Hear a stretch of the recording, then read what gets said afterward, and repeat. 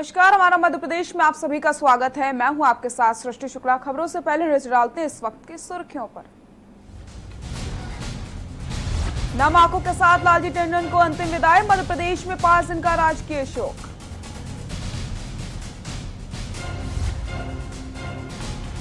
लालजी टंडन के निधन पर सीएम ने जताया दुख, कहा हमें सदैव सन्मार्ग पर चलने के लिए प्रेरित किया। अधूरी रह गई बाबा बर्फानी के दर्शन किया। कोरोना के चलते इस साल अमरनाथ यात्रा रद्द। श्राइन बोर्ड की ओर से औपचारिक ऐलान। कोरोना काल में बेहाल गरीब, लॉकडाउन खुलने के बाद भी कामकाज ठप। छिंदवाड़ा में मजदूरों का नहीं हो रहा है गुजारा। महारानी अस्पताल में नवीन कार्यों का लोकार्पण। बाहर से भी उपचार कराने आ सकेंगे लोग। मुख्यमंत्री भूपेश बघेल ने किया लोकार्पण। बेमेतरा में नहाते वक्त 2 युवक डूबे, एक के शव को बरामद किया। गोताखोरों की मदद से दूसरे की तलाश जारी। आप देख रहे हैं के न्यूज, खबरों का सारथी। भुवनेश्वर से बड़ी खबर आपको बता देते हैं। भुवनेश्वर से इस वक्त की बड़ी खबर। भुवनेश्वर में कोरोना वैक्सीन का ट्रायल। कोरोना कोवैक्सीन का आज से शुरू होगा ह्यूमन ट्रायल। देश में बढ़ते कोरोना वायरस के बीच ट्रायल आज। भुवनेश्वर से बड़ी खबर आपको बता दें, देश में बढ़ते कोरोना वायरस के बीच ट्रायल आज से शुरू। कोवैक्सीन का आज से शुरू होगा ह्यूमन ट्रायल। कोवैक्सीन का आज से शुरू होगा ह्यूमन ट्रायल। भुवनेश्वर से बड़ी खबर बता दें, देश में बढ़ते कोरोना वायरस के बीच ट्रायल आज से शुरू। कोवैक्सीन का आज से शुरू होगा ह्यूमन ट्रायल। भुवनेश्वर में कोरोना वैक्सीन का ट्रायल।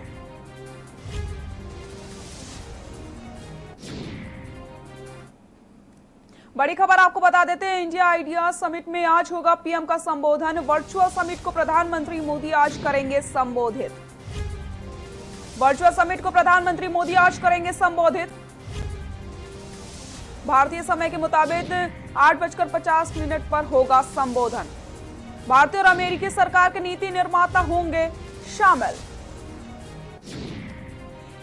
इंडिया आइडिया समिट में आज होगा पीएम मोदी का संबोधन। वर्चुअल समिट को प्रधानमंत्री मोदी आज करेंगे संबोधित।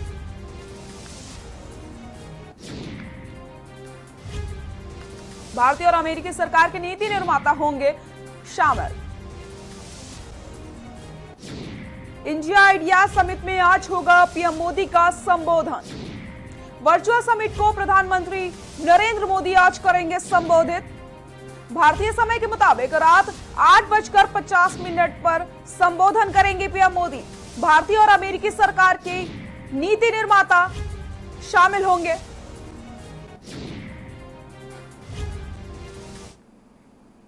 मध्य प्रदेश के राज्यपाल लालजी टंडन का मंगलवार सुबह निधन हो गया। 85 वर्ष के लालजी टंडन काफी दिनों से बीमार चल रहे थे। राजनीति में सभासद से सांसद और राजभवन तक सफर तय करने वाले लालजी टंडन के जीवन पर पूर्व प्रधानमंत्री अटल बिहारी वाजपेयी का काफी असर रहा। बसपा सुप्रीमो मायावती अपना भाई मानती थी और उन्हें राखी बांधती थी। देखिए हमारी खास रिपोर्ट।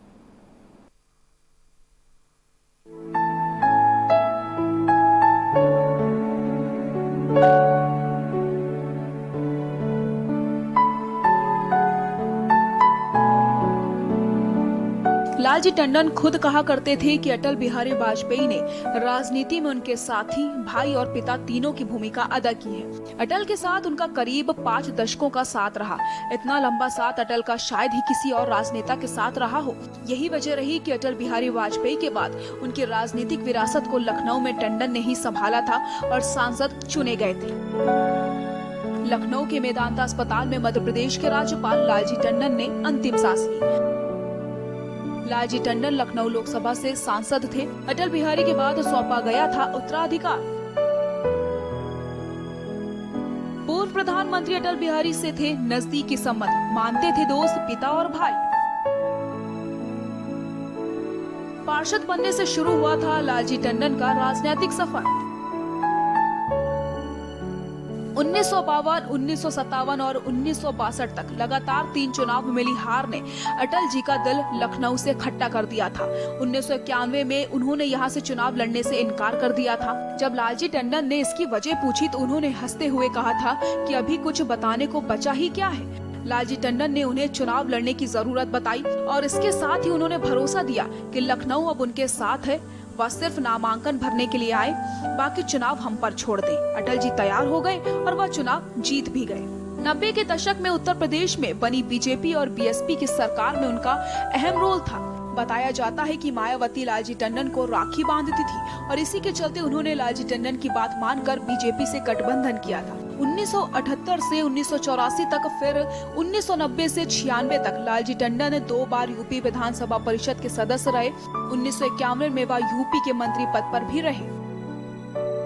अटल के दुलारे और लखनऊ के लाडले लालजी टंडन अब सभी को अलविदा कह चुके हैं। जिनके जाने का शोक राजनीति दल की हर सदस्य को है। हर किसी ने उनकी आत्मा की शांति के लिए प्रार्थना की। लालजी टंडन का जीवन और उनकी उपलब्धियां हमारे लिए प्रेरणा है।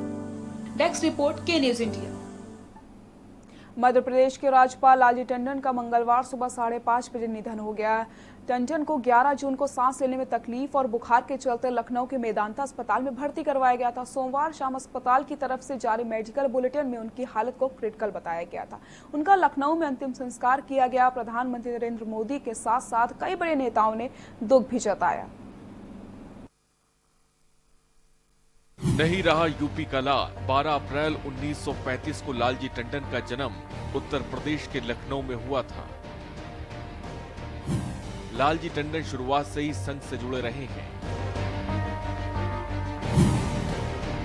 लालजी टंडन ने स्नातक तक पढ़ाई की और उसके बाद साल 1958 में लालजी की शादी कृष्णा टंडन से हुई। संघ से जुड़ने के दौरान ही पूर्व प्रधानमंत्री अटल बिहारी वाजपेयी से इनकी मुलाकात हुई थी। लालजी शुरुआत से ही अटल बिहारी वाजपेयी के करीबी रहे हैं। लालजी टंडन का राजनीतिक सफर साल 1960 में शुरू हुआ। टंडन 2 बार पार्षद चुने गए और 2 बार विधान परिषद के सदस्य भी रहे। लालजी टंडन ने इंदिरा गांधी सरकार के खिलाफ जेपी आंदोलन में बढ़ चढ़कर भागीदारी की थी। लालजी को उत्तर प्रदेश की राजनीति में कई अहम प्रयोगों के लिए भी जाना जाता है। साल 1990 में भाजपा बसपा की गठबंधन वाली सरकार बनाने में लालजी का अहम योगदान रहा था।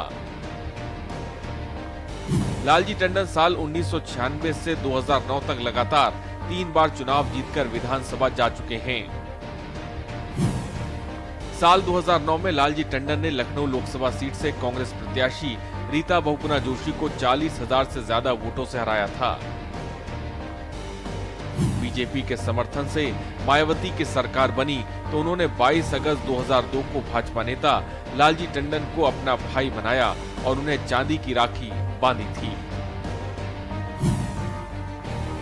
लालजी टंडन ने अनकहा लखनऊ नाम की एक किताब भी लिखी थी।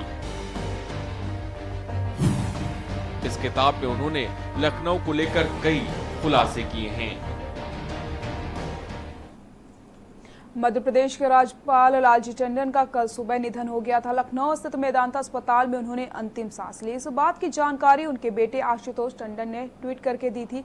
लालजी टंडन पिछले कई दिनों से बीमार चल रहे थे। उनके निधन से राजनीतिक जगत के लोगों को बहुत बड़ा सदमा लगा। एमपी के राज्यपाल के निधन पर पीएम मोदी ने ट्वीट करके गहरा दुख व्यक्त किया था। पीएम के साथ साथ राजनीति के कद्दावर नेताओं ने शोक व्यक्त किया। आइए डालते हैं एक नजर। प्रधानमंत्री मोदी ने लालजी टंडन के निधन पर 2 ट्वीट करते हुए लिखा कि लालजी टंडन को समाज की सेवा के उनके अथक प्रयासों के लिए याद किया जाएगा। उन्होंने उत्तर प्रदेश में भाजपा को मजबूत करने में महत्वपूर्ण भूमिका निभाई। उन्होंने एक प्रभावी प्रशासक के रूप में अपनी पहचान बनाई। हमेशा लोक कल्याण को महत्व दिया। उनके निधन से दुखी हूँ। भारत के राष्ट्रपति रामनाथ कोविंद ने शोक व्यक्त करते हुए ट्वीट पर लिखा कि मध्य प्रदेश के राज्यपाल लालजी टंडन के निधन में हमने एक दिग्गज नेता को खो दिया, जिन्होंने लखनऊ के सांस्कृतिक परिष्कार और एक राष्ट्रीय गतिरोध के संयोजन को जोड़ा है। मैं उनकी मृत्यु पर गहरा शोक जाहिर करता हूँ। उनके परिवार और दोस्त के प्रति मेरी गहरी संवेदना। उत्तर प्रदेश के मुख्यमंत्री योगी आदित्यनाथ ने शोक जताते हुए लिखा कि उनके निधन से देश ने एक लोकप्रिय जननेता, योग्य प्रशासक और प्रखर समाज सेवी को खोया है। वे लखनऊ के प्राण थे। बसपा सुप्रीमो ने ट्वीट कर लिखा कि लालजी के निधन होने की खबर अति दुखद और उनके परिवार के प्रति मेरी गहरी संवेदना। एमपी के राज्यपाल लालजी टंडन के निधन पर रक्षा मंत्री राजनाथ सिंह ने भी दुख जाहिर किया। उन्होंने कहा कि टंडन जी के साथ मुझे लंबे समय तक काम करने का अवसर मिला। उनका अलग सार्वजनिक जीवन जनता के बीच समर्पित रहा और उन्होंने अपने काम से एक अलग छाप छोड़ी। राज्यपाल लालजी टंडन के निधन पर मध्य प्रदेश के सीएम शिवराज सिंह ने भी दुख जाहिर किया। उन्होंने ट्वीट पर लिखा कि मैं ईश्वर से प्रार्थना करता हूं कि वे दिवंगत आत्मा को शांति दे और शोकाकुल परिजनों को इस वज्रपात को सहने की शक्ति प्रदान करे। राज्यपाल लालजी टंडन के निधन पर मध्य प्रदेश के गृह मंत्री नरोत्तम मिश्रा ने भी दुख जाहिर किया। उन्होंने ट्वीट कर लिखा कि परमपिता परमात्मा से प्रार्थना है कि दिवंगत आत्मा को अपने चरणों में स्थान प्रदान करें। नागपुर छिंदवाड़ा मार्ग पर दुर्घटना कम होने का नाम नहीं ले रही। इसी के चलते तेज गति से आने वाले ट्रक ने 2 युवकों को रौंद डाला, जिसमें युवक की मौके पर ही दर्दनाक मौत हो गई। एक युवक गंभीर रूप से घायल हो गया, जिसको इलाज के लिए अस्पताल में भर्ती करवाया गया।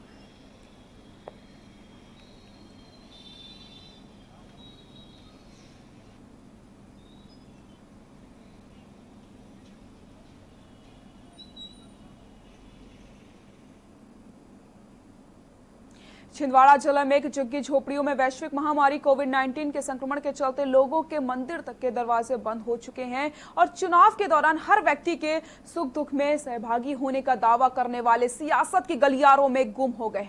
चुनाव के दौरान आमजनों से किए जाने वाले वायदे को कोई जुमला कहकर मुकर जाता है तो कोई सत्ता छीन जाने का कारण बताकर चला जाता है। बता दें कि शुरुआती दिनों में लॉकडाउन में सभी संगठनों ने असहायों की मदद पहुंचाई थी, लेकिन लॉकडाउन खुलने के बाद कामकाज पूरी तरीके से ठप हो गया था और पटरी पर नहीं लौटा। पर इन सभी संगठनों ने हाथ पीछे खींच लिए। इसका नतीजा ऑटो रिक्शा चालक, गलियों में फेरी लगाने वाले, हाथ चालक सहित दैनिक मजदूरी करने वालों का गुजारा करना मुश्किल हो चुका है।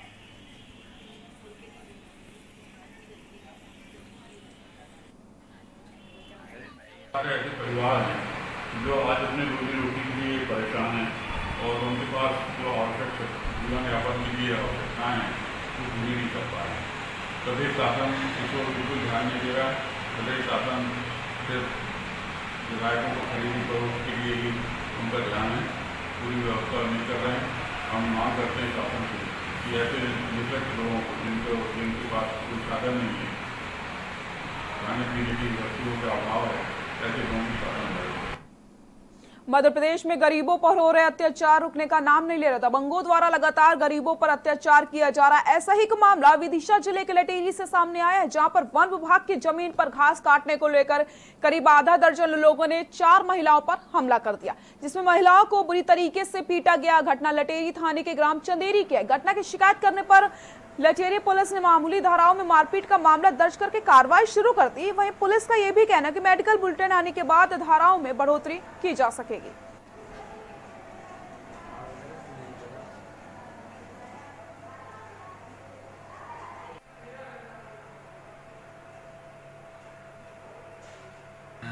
सक्रियाबाई पति खुशीलाल अहिरवार 65 साल निवासी चंदेरी, ये जो है उक्त महिला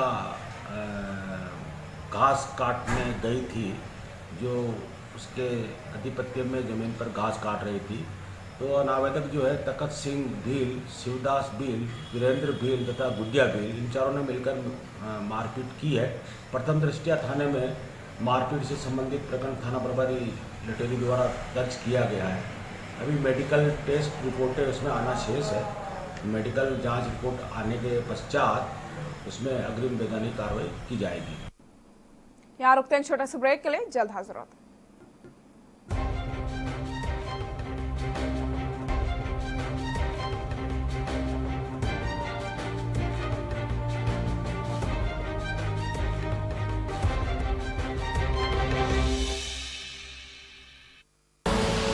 आप देख रहे हैं के न्यूज, खबरों का सारथी। देश के खिलाफ कोई भी आवाज अब नहीं है बर्दाश्त। राष्ट्र से बड़ा कौन, अब नहीं रहेंगे मौन। परवाह देश की, सोमवार से शुक्रवार रात 10 बजे TV9 भारतवर्ष, अब तो सब देख रहे हैं।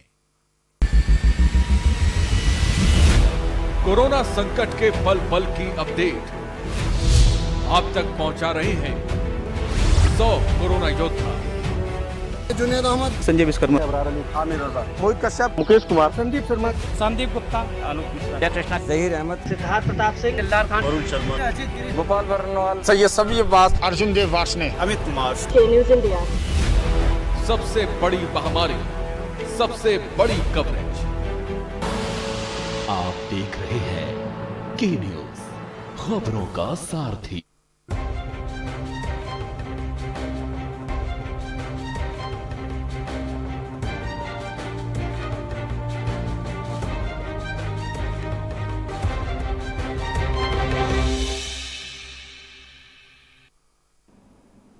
ब्रेक के बाद एक बार फिर से आप सभी का स्वागत है। चंदेरी सेक्शन सिंचाई परियोजना के खिलाफ किसानों ने विरोध करना शुरू कर दिया है और इसी के तहत कुछ दिन पहले चंदेरी विधायक ने एसडीएम को ज्ञापन भी दिया था। बता दें, नगर के समीप राजघाट रोड पर गांवों की उपजाऊ भूमि ये नहर जमीन के अंदर बनाई जा रही है, जिसकी स्वीकृति किसानों द्वारा दी गई थी, लेकिन बाद में ये ओपन नहर के रूप में इसे बनाया जा रहा था, जिससे किसानों की बची हुई जमीन अधिग्रहण की जा सकती है। और किसान चिंतित हैं कि किसानों ने आरोप लगाया कि पहले भी उनकी जमीन राजघाट डैम में अधिग्रहण कर ली गई थी, अब वह ऐसा नहीं होने देंगे। इधर चंदेरी विधायक गोपाल सिंह चौहान ने भी एक पत्र जल संसाधन विकास मंत्री को भेज दिया है और गरीब किसानों की समस्या को सुलझाने की बात कही है।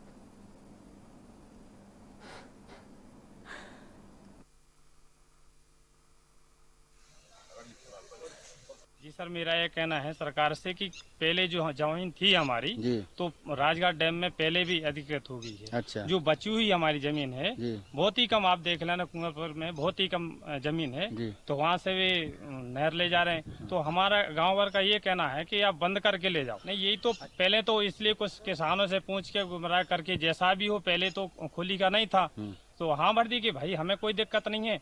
अगर हमारे गांव की जमीन थोड़ी सी मतलब अंडरग्राउंड में खराब होती है और 100 गांव का भला हो रहा है तो हमने कोई उसका विरोध नहीं किया, लेकिन अब खुली नहर का हो गया तो उसका हम विरोध करते हैं। रायसेन जिले के बरेली उप जेल में लापरवाही भारी पड़ गई। कैदियों को बीते दिनों सर्दी, खांसी और बुखार की शिकायत थी, लेकिन उनकी जांच में देरी हो गई। कोरोना की चपेट में 64 कैदी और 3 प्रहरी आ चुके हैं। 40 कैदियों की कैपेसिटी वाली उप जेल में 80 बंदियों को रखा गया था। सोमवार शाम के साथ इतनी रिपोर्ट पॉजिटिव आने से पुलिस प्रशासन और स्वास्थ्य विभाग में हड़कंप मच गया।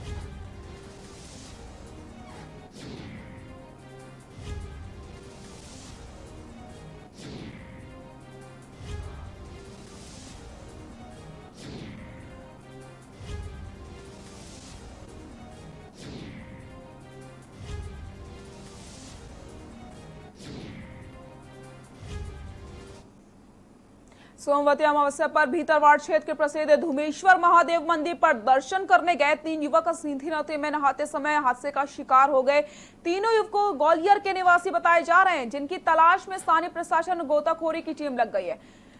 खबर लिखे जाने तक रेस्क्यू जारी था। आपको बता दें कि भीतरवाड़ क्षेत्र का प्रसिद्ध धुमेश्वर महादेव मंदिर सिंध नदी के किनारे बना हुआ है। आसपास के क्षेत्र से तो ग्रामीण आते ही साथ ये क्षेत्र बड़ा पिकनिक स्पॉट भी माना जाता है। यही कारण कि बरसात के मौसम में लोग यहाँ पर काफी भीड़ लग जाती है और जिस समय ये हादसा हुआ था उस समय भी काफी लोग यहाँ पर मौजूद थे।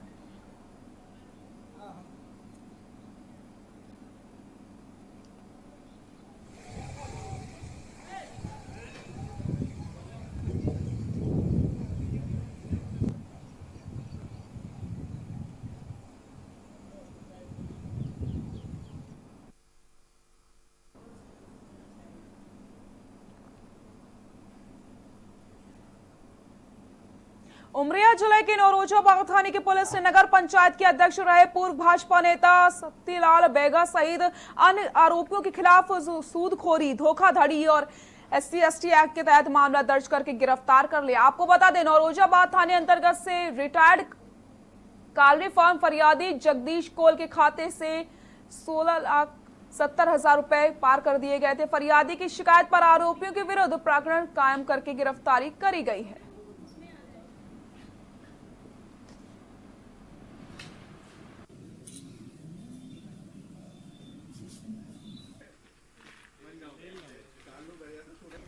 देवगवा कला का निवासी जगदीश गोल आवेदन दिया था हमारे थाने में कि उसके द्वारा पूर्व में सतीलाल बैगा, लल्ला पंडित और सपन सेन और एक और व्यक्ति है सुरेश यादव, जिससे उसे उधारी में पैसा लिया था और उसका उधारी ब्याज सहित उसने वापस भी कर दिया था।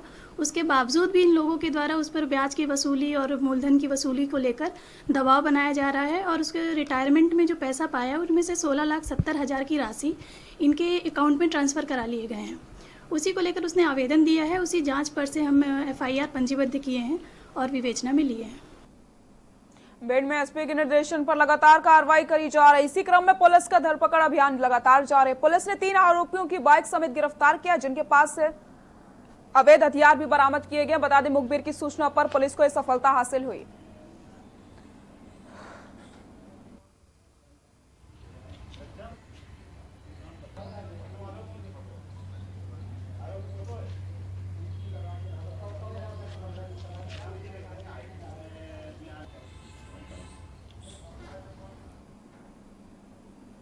करगिल युद्ध में अपने प्राणों की आहुति देने वाले शहीद ब्रजभूषण तिवारी का परिवार आज बदहाली में जीवन यापन करने को मजबूर हो गया है। सरकार की तरफ से पेंशन के बाद कोई सुविधा नहीं मिली। शहीद की पत्नी ने सरकार से बेरोजगार बेटे को नौकरी देने की गुहार लगाई। आपको बता दें, देश के लिए अपने प्राणों की आहुति देने वाले शहीद के परिवार को सरकार की तरफ से पेंशन के अलावा कोई सुविधा नहीं मिली। शहीद के बेटे विपिन तिवारी का कहना है कि सारे कागजात पूरे कराने के बाद भी जिम्मेदार विभाग नियमों का हवाला देकर वापस भेज देते हैं। वहीं सैनिक कल्याण बोर्ड के अधिकारी का यह भी कहना है कि जितना नियम होता है वो सारी सुविधाएं दी जा चुकी हैं। ऐसा कोई नियम अभी तक नहीं आया है, तो निश्चित रूप से शहीद परिवार को अगर दिया जाता, कोई नियम आया होता तो।